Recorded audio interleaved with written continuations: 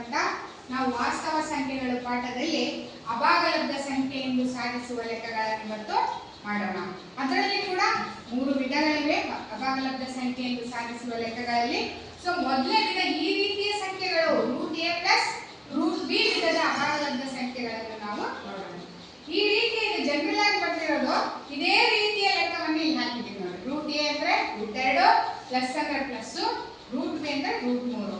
So ಇದೇ ವಿಧವಾದ ಲೆಕ್ಕಗಳು ಈ ರೀತಿ ಬಂದಾಗ 2 ರೂಟ್ ಇರಬೇಕು. ಅಂದ್ರೆ ಇಲ್ಲಿ ಈ ಒಂದು ಪ್ರಶ್ನೆಯಲ್ಲಿ 2 ರೂಟ್ ಇರ್ತಾವೋ ಅವೆಲ್ಲವೂ ಸಹ ನಾವು ಈ ರೀತಿಯ ವಿಧಾನದಲ್ಲಿ ನಾವು ಮಾಡೋದು ನೋಡೋಣ ಚಿಲ್ಡ್ರನ್. ಓಕೆನಾ, ಸ್ಟಾರ್ಟ್ ಮಾಡೋಣ. ಸೊ ಪ್ರಶ್ನೆಯನ್ನು ನೋಡೋಣ. √2 ಪ್ಲಸ್ √3 ಒಂದು ಅಭಾಗಲಬ್ಧ ಸಂಖ್ಯೆ ಎಂದು ಸಾಧಿಸಿ. ಹಿಂದಿನ ತರಗತಿಯಲ್ಲಿ ನಾವು √2, √3, √5 ಇದನ್ನ ಸಿಂಗಲ್ ಆಗಿ ಮಾಡೋದನ್ನ ನಾವು ಕಲ್ತಿದ್ದೀವಿ. ಅದರಲ್ಲಿ ನಾವು ಮೊದಲನೇದಾಗಿ ಏನಂತ ಊಹೆ ಮಾಡ್ಕೋಬೇಕು, ಭಾಗಲಬ್ಧ ಸಂಖ್ಯೆ ಆಗಿರಲಿ ಅಂತ ನಾವು ಊಹೆ ಮಾಡ್ಕೋಬೇಕಂತ ಹೇಳಿದ್ದೆ. ಅದು ಎಲ್ಲದಕ್ಕೂ ಕಾಮನ್ ಸ್ಟೆಪ್. ಸೊ ಅದನ್ನ ನಾವು ಬರೆಯೋಣ. ನೋಡಿ ಸೊಲ್ಯೂಷನ್, ಪರಿಹಾರ ನೋಡೋಣ ಈ ಒಂದು ಲೆಕ್ಕಕ್ಕೆ.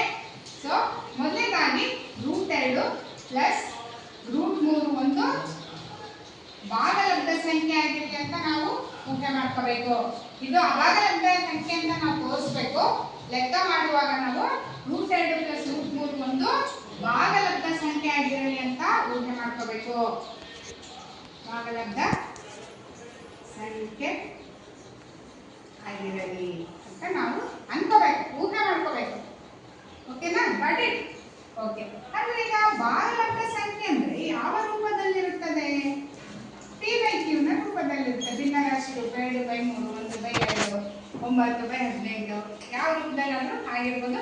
ಸೊ ಇದು ಜನರಲ್ ಫಾರ್ಮ್ಯಾಟ್ p/q ನ ರೂಪದಲ್ಲಿರುತ್ತದೆ. ಹಾಗಾದ್ರೆ ಈ p ಮತ್ತು q ಗಳು ಯಾವ ಗಣಕ್ಕೆ ಸೇರಿರುತ್ತವೆ? p ಮತ್ತು q ಗಳು ಪೂರ್ಣಾಂಕಗಳ ಗಣಕ್ಕೆ ಸೇರಿರುತ್ತವೆ. ಆದ್ರೆ ಇನ್ನೊಂದು ಕಂಡೀಷನ್ ಏನಿದೆ, q 0ಗೆ ಸಮನಾಗಿರಬಾರದು ಚಿಲ್ಡ್ರನ್. ಮತ್ತು p ಮತ್ತು q ಗಳ ಮಾಸ ಎಷ್ಟಾಗಿರ್ಬೇಕು? 1. ಈ ರೀತಿ p ಮತ್ತು q ಸಂಖ್ಯೆಗಳ ಮಾಸ 1 ಆಗಿದ್ರೆ ಈ p ಮತ್ತು q ಗಳು ಸಹ ಅವಿಭಾಜ್ಯ ಸಂಖ್ಯೆಗಳು. ಇವೆರಡು ಬೇರೆ ಯಾವುದೇ ಸಂಖ್ಯೆಯಲ್ಲಿ ಹೋಗಲ್ಲ. ಅದಕ್ಕಾಗಿ ಇವೆರಡು ಮಾಸ 1 ಆಗಿರುತ್ತೆ. ಆ ರೀತಿ ಮಾಸ 1 ಆಗಿದ್ರೆ ಅದನ್ನ ನಾವು ಸಹ ಅವಿಭಾಜ್ಯ ಸಂಖ್ಯೆಗಳು ಅಂತ ಹೇಳ್ತೀವಿ. ನೆಕ್ಸ್ಟ್ ಸ್ಟೆಪ್ ಏನಪ್ಪ ಅಂದ್ರೆ √2 ಪ್ಲಸ್ √3 = p/q. ಎರಡು ಕಡೆ ವರ್ಗಗೊಳಿಸೋಣ, ಸ್ಕ್ವೇರ್ ಮಾಡೋದು. ಎರಡು ಕಡೆ ವರ್ಗಗೊಳಿಸೋಣ. ಎರಡೂ ಕಡೆ ವರ್ಗಗೊಳಿಸಿದಾಗ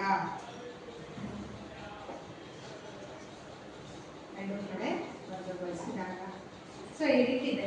ವರ್ಗಗೊಳಿಸೋದು √2 plus √3 whole square = p/q whole square. ನೋಡ್ರಿ, √2 ಪ್ಲಸ್ √3 ಹೋಲ್ ಸ್ಕ್ವೇರ್ ಈ ರೀತಿ ಬ್ರಾಕೆಟ್ ಹಾಕಿ ಸ್ಕ್ವೇರ್ ಹಾಕಿದ್ರೆ whole square = p/q whole square. ಈ ರೀತಿ ನಾವು ಈ ಸ್ಟೆಪ್ ಅನ್ನು ಹಾಕೋಬೇಕು.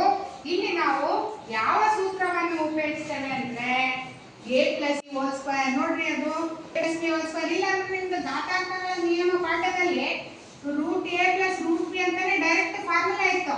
√a + √b whole square = √a hole square plus √b ಉಪಯೋಗಿಸ್ತೇವೆ. √a + √b whole square = √a hole square plus √b hole square plus 2 * √a * √b. ಇಲ್ಲಿ a ಅಂದ್ರೆ ಎಷ್ಟಿದೆ ನೋಡ್ರಿ, ಅದಕ್ಕೂ ಇದಕ್ಕೂ ನೋಡ್ರಿ. a ಅಂದ್ರೆ 2, √b ಅಂದ್ರೆ √3. ಸೊ ಇಲ್ಲಿ ಇದು ಏನಾಗುತ್ತೆ, √2 ಪ್ಲಸ್ √3 ಹೋಲ್ ಸ್ಕ್ವೇರ್ √a² ಅಂದ್ರೆ √2 whole square plus √b whole square ಅಂದ್ರೆ √3 whole square plus 2 * √2 * √3. Okay, square ಇಟ್ಟು ಕ್ಯಾನ್ಸಲ್, ಸ್ಕ್ವೇರ್ ಇಟ್ಟು ಕ್ಯಾನ್ಸಲ್. 2 ಪ್ಲಸ್ 3 ಪ್ಲಸ್ ಇಲ್ಲಿ ಒಳಗಿನ 3 6 ಅಂತ ತಗೋಬೇಕು. 2 √6. ಸೊ ಇಲ್ಲಿ 2 ಪ್ಲಸ್ 3 ಎಷ್ಟಿದೆ? 5 ಪ್ಲಸ್ 2 √6. therefore ಇಲ್ಲಿ ನೋಡ್ರಿ, ಈ ರೀತಿ ಇದೆ. 5 plus 2 √6 is equal to P square by Q square. ಇಲ್ಲಿ ಕೊಟ್ಟಿದ್ಮೇಲೆ ಇದನ್ನ ನಾವು p by q whole square ಮಾಡ್ಕೋಬೇಕಲ್ಲ. ಸೊ ಇಲ್ಲಿ ಇದಿಷ್ಟು ಏನು ಬಂದಿದೆ 5 plus 2 root 6 is equal to P square by Q square. Root ಇರೋದನ್ನ ಇಲ್ಲೇ ಇಟ್ಕೊಳ್ಳೋಣ. So 2 root 6 is equal to P square by Q square minus 5. ಈ 5 LHS ಇಂದ RHS ಬಂದ್ರೆ ಚಿಹ್ನೆ ಚೇಂಜ್ ಆಗುತ್ತೆ. ಇಲ್ಲಿ ಏನಿಲ್ಲಪ್ಪ ಅಂದ್ರೆ ಮೈನಸ್, ಏನಿಲ್ಲ ಅಂದ್ರೆ ಡಿವೈಡ್ ಬೈ 1 ಇರುತ್ತೆ. 1ಕ್ಕೂ ಮತ್ತು ಕ್ಯೂಬ್ಗೂ ಲಾಸ ಎಷ್ಟು? Q square. ಇದನ್ನ ಇದಕ್ಕೆ ಗುಣಿಸ್ರಿ, ಇದನ್ನ ಇದಕ್ಕೆ ಗುಣಿಸ್ರಿ. P square minus 5 Q square. 2 root 6 is equal to P square minus 5 Q square. ಇಲ್ಲಿ 2 ಕೂಡ ಇಲ್ಲಿ ಓರೆ ಗುಣಾಕಾರ ಮಾಡಿದಾಗ ಏನಾಗುತ್ತೆ? Root 6 is equal to P square minus 5 Q square divide by 2 Q square. ಓರೆ ಗುಣಾಕಾರ ಮಾಡಿದಾಗ ಇಲ್ಲಿ ಬರುತ್ತೆ 2 ಕ್ಯೂ ಸ್ಕ್ವೇರ್. ಇಲ್ಲಿ ಇದು ರೂಟ್ ಇದೆ, ಇದೊಂದು ಭಾಗಲಬ್ಧ ಸಂಖ್ಯೆ ಅನ್ಕೊಂಡ್ರೆ ಈ ಕಡೆಗೆ ಯಾವುದೇ ರೂಟ್ ಇಲ್ಲ. ಓಕೆ, ಆದ್ರೆ ಇದು ಭಾಗಲಬ್ಧ ಸಂಖ್ಯೆ ಆಗಿರೋದನ್ನ ಯಾವುದಕ್ಕೆ ಸಮ ಆಗ್ತಿದೆ? ಇದು ಅಭಾಗಲಬ್ಧ ಸಂಖ್ಯೆ ಅಂತ ತೋರಿಸ್ತಿದೆ. Therefore p square minus 5 Q square by 2 Q square ಒಂದು ಭಾಗಲಬ್ಧ ಸಂಖ್ಯೆ ಆಗಿದೆ.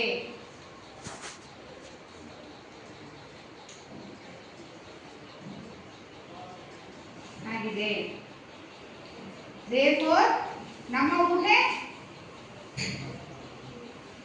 ತಪ್ಪು.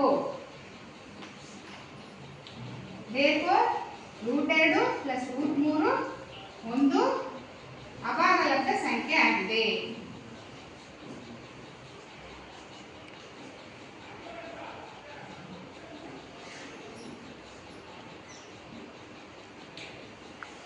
ಸೊ ಈ ರೀತಿ ನಾವು ರೂಟ್ 2 ಪ್ಲಸ್ ರೂಟ್ 3 ಅನ್ನು ಒಂದು ಅಭಾಗಲಬ್ಧ ಸಂಖ್ಯೆ ಎಂದು ಸಾಧಿಸ್ತೀವಿ. ಇದು 3 ಅಂಕಗಳ ಪ್ರಶ್ನೆ ಆಗಿದೆ. ಸ್ವಲ್ಪ ನೀವು ಸ್ಟಡಿ ಮಾಡ್ಕೊಳ್ಳಿ, ಪ್ರಾಕ್ಟೀಸ್ ಮಾಡ್ಕೊಂಡ್ಮೇಲೆ ಈ ರೀತಿಯ ಲೆಕ್ಕವನ್ನು ಸಾಧಿಸಿ 3 ಅಂಕಗಳನ್ನು ಸುಲಭವಾಗಿ ತಗೋಬಹುದು. ಚಿಲ್ಡ್ರನ್ ಮಾಡ್ತೀರಾ ಅಲ್ವಾ? ಲೆಕ್ಕ ನೋಡೋಣ. ಓಕೆ, ಇಲ್ಲಿ ನೋಡ್ರಿ, ಇಲ್ಲಿ root A plus root B ವಿಧದ ಅಭಾಗಲಬ್ಧ ಸಂಖ್ಯೆಯನ್ನು ಸಾಧಿಸಿ ಅಂತ ಕೊಟ್ಟಿದ್ದೀವಲ್ಲ, ಜಸ್ಟ್ ಇಲ್ಲಿ ಏನ್ ಮಾಡ್ತೀನಿ, ಪ್ಲಸ್ ಇರೋದನ್ನ ಮೈನಸ್ ಮಾಡ್ತೀನಿ. ಆಯ್ತಾ ಚಿಲ್ಡ್ರನ್?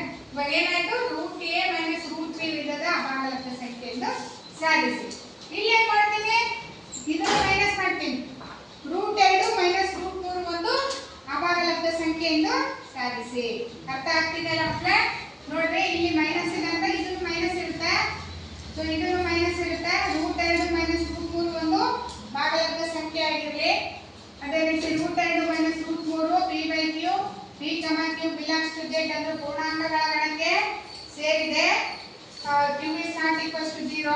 ಪಿ ಮತ್ತು ಕ್ಯೂಗಳು 1ಕ್ಕೆ ಸಮನಾಗಿದೆ. ಅದೆಲ್ಲ ಸೇಮ್ ಇರುತ್ತೆ ಚಿಲ್ಡ್ರನ್. ಇಲ್ಲಿ ನೋಡಿ, root 2 minus root 3 P by q. ಇಲ್ಲಿ root 2 minus root 3 whole square is equal to p by q whole square. ಓಕೆನಾ ಚಿಲ್ಡ್ರನ್? ಇಲ್ಲಿ ನೋಡ್ರಿ, root A plus root b ಇತ್ತಲ್ಲ, root A minus root b whole square. ಇಲ್ಲಿ same root a square plus root b square. ಇಲ್ಲಿ ಸೂತ್ರದಲ್ಲಿ ಇಲ್ಲಿ minus ಬರುತ್ತೆ, minus 2 root a into root b. ಅರ್ಥ ಆಗ್ತಿದೆಯಲ್ಲ? ಸೊ ಇಲ್ಲಿ root 2 minus root 3 whole square, root 2 whole square plus root 3 whole square minus 2 root 2 minus root 3. 2 plus 3 minus 3 2 6. So 3 plus 2 5 minus 2 root 6 is equal to P square by Q square. ಇಲ್ಲಿ minus ಇದೆ, ಈ 5 ಈ ಕಡೆಯಿಂದ ಈ ಕಡೆಗೆ ಹೋದ್ರೆ minus 5 ಆಗಿದೆ. So minus 2 root 6 is equal to P square minus ಇದು ಲಾಸ ಕ್ಯೂ ಸ್ಕ್ವೇರ್ ಆಗುತ್ತೆ. ಇದರಿಂದ ಇದು ಗುಣಿಸಿ P square minus 5 into Q square. Okay, ಇವಾಗ ಈ ಎರಡನ್ನ ನೀವು ಓರೆ ಗುಣಾಕಾರ ಮಾಡಿ ಇಲ್ಲಿಗೆ ತರಬೇಕು ಚಿಲ್ಡ್ರನ್. ಅರ್ಥ ಆಯ್ತಾ ಚಿಲ್ಡ್ರನ್? ಇಲ್ಲಿ ನೋಡಿ, ಇಲ್ಲಿಂದ ಇಲ್ಲಿ ಓರೆ ಗುಣಾಕಾರ ಮಾಡಿದಾಗ ಏನಾಗುತ್ತೆ, ರೂಟ್ 6 ಇಲ್ಲಿ ಮೈನಸ್ 2 ಈ ಕಡೆ ಬಂದಿದೆ. ಓರೆ ಗುಣಾಕಾರ ಇಲ್ಲಿ ಮೈನಸ್ 2 ಇತ್ತಲ್ಲ, minus 2 Q square. So P square minus 5 Q square by minus 2 Q square ಒಂದು ಭಾಗಲಬ್ಧ ಸಂಖ್ಯೆ. ನಮ್ಮ ಊಹೆ ತಪ್ಪು. √2 ಮೈನಸ್ √3 ಒಂದು ಅಭಾಗಲಬ್ಧ ಸಂಖ್ಯೆ ಆಗಿದೆ. ಸುಲಭ ಇದೆಲ್ಲ ಚಿಲ್ಡ್ರನ್. ಅಲ್ಲಿ ಮೊದಲೇದು ನಾನು ಪ್ಲಸ್ ಮಾಡಿದ್ರೆ ಅದೇ ಲೆಕ್ಕನ ಮೈನಸ್ ಮಾಡಿದ್ರೆ ಸೂತ್ರ ಒಂದೇ ಚೇಂಜ್ ಆಗುತ್ತೆ. ಸೊ ಈ ರೀತಿ ನಾವು ಇಂತಹ ಲೆಕ್ಕಗಳನ್ನು ಸುಲಭವಾಗಿ ಮಾಡಿ 3 ಅಂಕಗಳನ್ನು ತಗೋಬಹುದು ಚಿಲ್ಡ್ರನ್. ಮಾಡ್ತೀರಲ್ವಾ children? Okay, very good children.